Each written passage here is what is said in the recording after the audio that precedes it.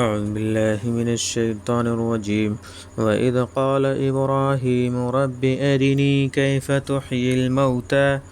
اور وہ وقت بھی قابل ذکر ہے جب ابراہیم علیہ السلام نے عرض کی کہ اے میرے پروردگار مجھے دکھا دے کہ تو مردوں کو کس طرح زندہ کرتا ہے۔ قال اولم تؤمن، ارشاد ہوا کیا آپ کو یقین نہیں ہے؟ قال بلی ولکن لیطمئن قلبی، عرض کی ضرور ہے لیکن یہ درخواست اس لیے ہے کہ دل کو اور اطمینان ہو جائے۔ قال فخذ أربعة من الطير فصرهن إليك ثم اجعل على كل جبل منهن جزءا، ارشاد ہوا کہ اچھا 4 پرندے لیجئے پھر انہیں اپنے پاس پال لیجئے، پھر ان میں کا ایک ایک حصہ پہاڑ پر رکھ دیجئے، پال لیجئے اور مانوس کر لیجئے۔ ثم ادعهن يأتينك سعيا، پھر ان کو اپنی طرف بلائیے تو وہ دوڑتے ہوئے آپ کے پاس چلے آئیں گے۔ وَاعْلَمْ أَنَّ اللَّهَ عَزِيزٌ حَكِيمٌ، اور یقین رکھیے کہ اللہ بڑا زبردست ہے، بڑا حکمت والا ہے۔ مَثَلُ الَّذِينَ يُنْفِقُونَ أَمْوَالَهُمْ فِي سَبِيلِ اللَّهِ كَمَثَلِ حَبَّةٍ أَنبَتَتْ 7 سَنَابِلَ فِي كُلِّ سُنبُلَةٍ 100 حَبَّةٍ، جو لوگ اپنے مال کو اللہ کی راہ میں خرچ کرتے رہتے ہیں ان کے مال کی مثال ایسی ہے جیسے کہ ایک دانہ ہے کہ اس سے 7 بالیاں اگیں، ہر بالی کے اندر 100 دانے ہوں۔ واللہ یضاعف لمن یشاء، اور اللہ جسے چاہے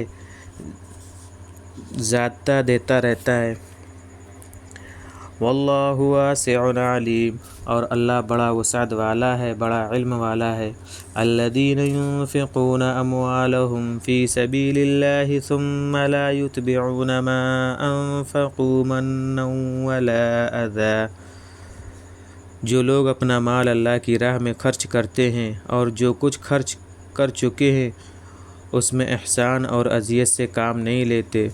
لہم اجرہم عند ربہم، ان کے لیے اس کا اجر ان کے پروردگار کے پاس ہے۔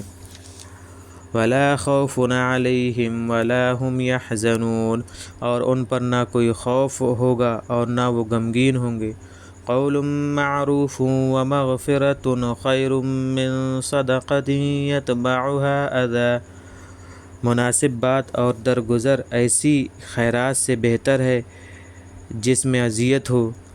واللہ غنی حلیم، اور اللہ بڑا غنی ہے، بڑا بردبار ہے۔